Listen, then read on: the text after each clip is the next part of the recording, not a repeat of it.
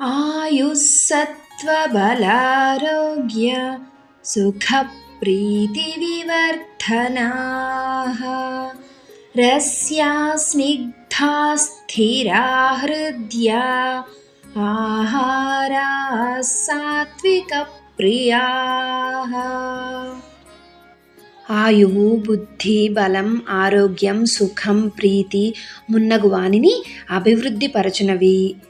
పాలు, చక్కెర మొదలగు రసపదార్థములను, వెన్న, నెయ్యి మొదలగు స్నిగ్ధ పదార్థములను, ఓజస్సును అభివృద్ధిపరచు స్థిర పదార్థములను, సాత్విక స్వభావమును పెంచు హృదయ పదార్థములను సాత్వికులకు ఇష్టమైనవి.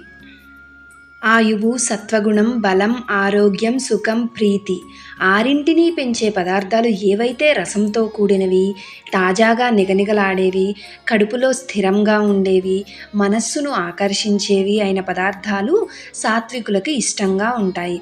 మనం గమనిస్తే అన్ని రకాల పండ్లు రసభరితంగా ఉంటాయి. వీటి వల్ల ఆరోగ్య ప్రయోజనాలు కూడా మెండుగా ఉంటాయి. ఇవి తినడం వలన తినేవారికి ఆహ్లాదం కలుగుతుంది. ఇక మామూలుగా మనం తినే అన్నము, రొట్టెలు, కూరగాయలు, ఆకుకూరలు మొదలైనవన్నీ సాత్వికమైనవే. పాలు, పెరుగు సాత్విక ఆహారం. దేశవాళీ ఆవుల పాలుతో తయారు చేసిన నెయ్యి చాలా ఆరోగ్యమైనది. మనం ఏ పదార్థాన్ని పూర్తిగా సాత్వికమైనదని చెప్పలేము.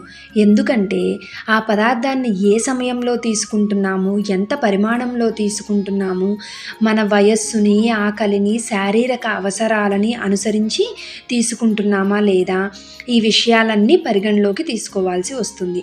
ఉదాహరణకి మజ్జిగ మధ్యాహ్నం వేళ తీసుకుంటే అది సాత్విక ఆహారం. అలా కాకుండా రాత్రి వేళలో తీసుకుంటే అది అంత మంచిది కాదు. అలాగే పాలు మంచిదని ఒక్కసారిగా 5-6 లీటర్ల పాలు తాగితే అది రాజసికము, తామసికము కూడా అవుతుంది. కడుపులో కొంత ఖాళీ ఉన్నప్పుడే ఆహారం తీసుకోవడం ఆపు చేయడం మంచి పద్ధతి. అప్పుడు ఆహారం మనకు చెడు చేయదు.